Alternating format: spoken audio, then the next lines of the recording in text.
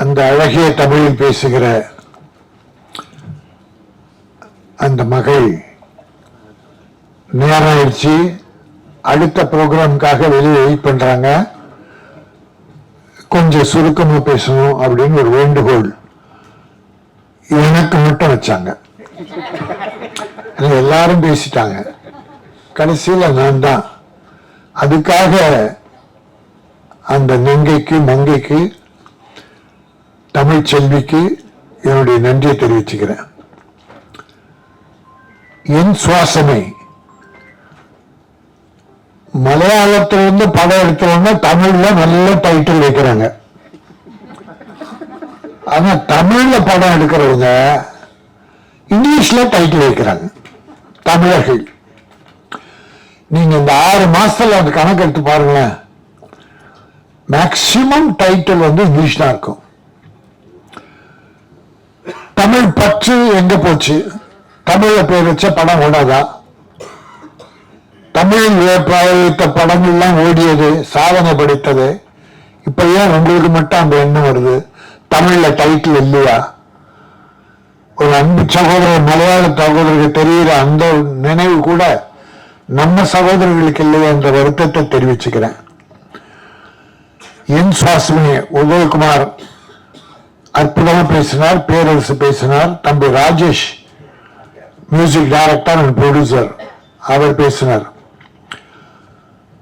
இந்த படம் 3 song, 2 love song, ஒரு குத்து சாங், ரொம்ப நல்லா பண்ணிருக்காங்க. நல்ல டைரக்டர் ரொம்ப நல்லா பண்ணிருக்காரு. அப்புறம் ஒளிப்பதிவு இயக்குனர் அந்த ஒளிப்பதிவு 2 இருக்கிறதால ரொம்ப காம்பாக்டா அழகா பண்ணிருக்காரு. நல்ல லொகேஷன்ஸ் எல்லாம் பண்ணிருக்காரு. அது என்ன, ஒளிப்பதிவாளரோட டைரக்டர் இருக்கிறதால கொஞ்சம் சீக்கிரமா முடிச்சிருவாங்க. அதுலயே மலையாள படம் என்னும்போது தேவையில்லாத செலவுகள் எதுவுமே இருக்காது. அந்த படத்துக்கு என்ன வேணுமோ அது மட்டும்தான் செலவு பண்ணுவாங்க. என்ன தேவையோ அதை பண்ணுவாங்க. அதனால செலவு கம்மியா இருக்கும். அது மட்டும் இல்ல, ஆர்டிஸ்ட் நடிக்கிறவங்க கதைக்காக ஹீரோவை தேர்ந்தெடுப்பாங்க. நம்ம கிட்ட ஹீரோவுக்காக கதை நிறைய, எல்லாரும் சொல்ல ஒரு 60% ஹீரோவுக்காக கதை பண்றாங்க. ஆக கதைக்காக ஹீரோவை வைக்கும்போதுதான் படங்கள் வெற்றி பெறுகின்றன. நீங்க எத்தனை படம் குடிசையில மம்மட்டி மோகன்லாலும் வேட்டி சட்டை கடைசி வரைக்கும் மாற்றவே மாட்டாங்க. வேட்டி சட்டை தான் அப்படின்னா அதைத்தான் போடுவாங்க. உட்கார்ந்து எல்லாரோட டீ சாப்பிடுவாங்க, எல்லாருக்கும் பரிமாறுற உணவு தான் தருவாங்க. அது அப்படிப்பட்ட ஹீரோக்கள் அங்க இருக்காங்க. சிலர் இங்க நம்மளும் இருக்காங்க, ப்ரொடியூசர் நல்ல ஒத்துழைப்பு தருவாங்க. இது எல்லாத்தையும் விட இன்னொரு ஒரே ஒரு உதாரணம், அங்க எவ்வளவு சிறப்பா ஹீரோக்கள் ஒத்துழைப்பு தர்றாங்கன்றதுல மம்முட்டி ஒரு பெரிய உதாரணம். இங்க ஏவிஎம் ஸ்டுடியோல ரூம்ஸ் இருக்கு, மேக்கப் ரூம் இருக்கு, ஏசி ரூம் இருக்கு, எல்லாம் இருக்கு. அன்னைக்கு எம்ஜிஆர் சிவாஜி எல்லாம் ஏவிஎம் ஷூட்டிங்னா அந்த ரூம்ல இருந்து மேக்கப் போட்டு தான் எல்லாம் நடிகர்களும். ஆனால் ஏவிஎம்லேயே ஷூட்டிங் நட்டாலும் கேரவன் வைக்கணும். இப்போ கேரவன் இல்லாம எந்த ஆர்டிஸ்டும் இல்லை. ஆனால் மம்முட்டி சொந்தமா அவரே கேரவன் வாங்கிட்டார். ப்ரொடியூசருக்கு அந்த செலவு வைக்கிறது இல்லை. கேரளாவில இருந்து தமிழ்நாட்டில் ஷூட்டிங்கா கேரவன் இங்க வந்துருது. என்ன தம்பி தேனப்பன் ஒரு படம் எடுத்தார். அந்த படம் பேர் பேரழகி நினைக்கிறேன், பேரன்பு. பேரன்பு அந்த படம் ஷூட்டிங் அப்ப என்ன அன்னைக்குதான் இன்ட்ரோடியூஸ் பண்ணாரு மம்முட்டிக்கு. இங்க கோட்டரிபுரத்துல ஷூட்டிங், நடு தெருல ஒரு கேரவன். ஆனா இந்த கேரவன் யார் தெரியுமான்னு, என்ன யாரும் வாடகை போடுறோம்னா இருக்கும், ஒரு நாளைக்கு 15,000-20,000 ரூபாய் செலவாகுது. இல்லைன்னா இது மம்முட்டி சொந்தமா வாங்குது. டீசல் முதல் கொண்டு அவர் தான் போட்டுக்குவாரு, டிரைவர் முதல் பேட்டா முதல் கொண்டு அவர் தான் கொடுப்பார். நாம 3 கோடி 5 கோடி இல்லை 50 கோடி வாங்குறோம். அதுல ஒரு கேரவான் வாங்கி ப்ரொடியூசருக்கு ஒரு சின்ன செலவு கட்டுப்படுத்த கூடாதா? இதை பார்த்தா சின்ன நடிகர்களுக்கெல்லாம் கேரவான் கொடுக்க ஆரம்பிச்சார். ஒரு ஷூட்டிங்ல பார்த்தா 9 கேரவான் நின்றது. ப்ரொடியூசர் எப்படி செலவு அதிகமாகுதுன்றதுக்காக சொல்ல வர்றேன். ஹீரோயினி அவுட்டோர் ஷூட்டிங் மஸ்ட், கண்டிப்பா வேணும். ஏன்னா நம்ம லேடிஸ் அவங்களுக்குலாம் ஒரு பாதுகாப்பு வேணும், ஹீரோக்கள் பாதுகாப்பு வேணும். பட் ஸ்டுடியோக்குள்ள நடக்கிறது கூட, ஒரு நல்ல பங்களாவில் நடக்கிற ரூம்ஸ் இருக்கு, அங்க கூட பண்றதால ஒரு செலவு. ஆனால் கேரளாவில் இப்படிப்பட்ட எந்த கடும் காப்பி, மம்மிட்டியும் மோகன்லால எல்லாரும் குடிக்கிற அந்த டீ எல்லாரும் சாப்பிடுவாங்க. ஆக இன்னைக்கு மருவி பாட்டி எனக்கு கொஞ்சம் தமிழ் தெரியுச்சு, நீங்க பேசுறது கொஞ்சம் தமிழ்ல, கொஞ்சம் தமிழ், அழகிய தமிழ்.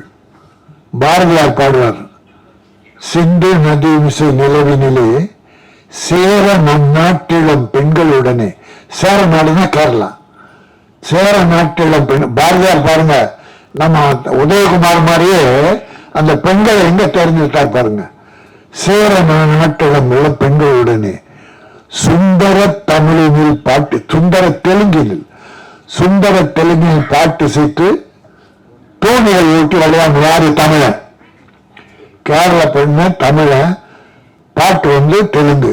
ஆக ஒரு ஐக்கியத்தை உருவாக்குறது பாரதி பாடினார். அப்போ கேரள பெண்ணு அழகா இருப்பான், தமிழ்ல இருக்காங்க. பட் அப்படிப்பட்ட பெண்களே நம்ம பத்மினி, இன்னைக்கு நயன்தாரா, நிறைய பேர் இருக்காங்க, தெலுங்குலயும் வந்திருக்காங்க, கன்னடத்திலிருந்து வந்திருக்காங்க. அது அழகு என்பது எல்லா இடத்துலயும் இருக்குது. அதில் குறிப்பா அதிகமா கேரளாவில் இருக்கு. நல்ல மனம் படைத்தவர்கள். தமிழும் மலையாளம் அதிக வித்தியாசம் இல்லை. தமிழை மலையாளத்தில் பேசும்போது இன்னும் அழகு இருக்கும். அது மட்டும் இல்ல, தம்பி சொன்னார் டிக்கெட் விலைய ப்ரொடியூசர் கவுன்சில் ஏதோ ரெக்கமெண்ட் பண்ணியிருக்காங்கன்னு. நான் ரொம்ப காலமா சொல்லிட்டு இருக்கேன், சின்ன படங்களுக்கு 60 ரூபா, 80 ரூபா, 100 ரூபா. ஏழைகள் படம் பார்க்கணும். இப்ப 150 ரூபா, 100 ரூபாய்க்கு மேல இருந்தா எந்த ஏழையும் வர்றதில்லை. ஆகவே சின்ன படம் ஓடணும்னா தமிழக முதல்வர் அவர்கள் அதை கூர்ந்து இங்க ஒரு 450 கோடியில 140 ஏக்கர்ல பூந்தமல்லியில ஒரு ஸ்டுடியோ கட்ட போறாரு. மாடர்னா மகிழ்ச்சி, வரவேற்கிறோம், வாழ்த்துக்கள்.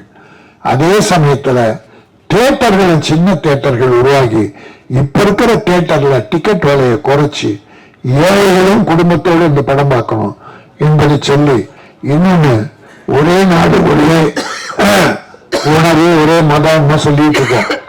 ஆனா தமிழ்ல படம் எடுக்கும்போது சென்சார் ரொம்ப ஜாக்கிரதையா பார்த்து கட் பண்றான். சின்ன படங்களுக்கு அதிகமா கட் பண்றான், பெரிய படங்களை சுமாராக தான் கட் பண்றாங்க, கொஞ்சம் நிறைய விட்டுறாங்க. ஆனால் வெப் சீரியல் ஒன்று இருக்கு, யாராலுமே பார்க்க முடியாது. நீ குடும்பத்தோட குழந்தை குட்டிகளோடு பார்க்க முடியாது, சென்சார் கிடையாது. வெப் சீரியல் மட்டும் எதுக்கு சென்சார் இல்லை? இப்ப நம்ம கஷ்டப்பட்டு எடுக்கிற படங்களை சென்சார் பண்றீங்க, பண்ணணும். இந்த அம்மா கூட கவிஞர் சொன்னாங்க, நிறைய பெண்கள் கூட அப்படின்னு. அது சிலருக்காக, கமர்ஷியலுக்காக சில ப்ரொடியூசர் பண்ண வேண்டி இருக்கு, வேற வழி இல்லை. அது அளவா எல்லாரும் குடும்பத்தோடு உட்கார்ந்து பார்க்கிற அளவுக்கு அது இருக்கணும்.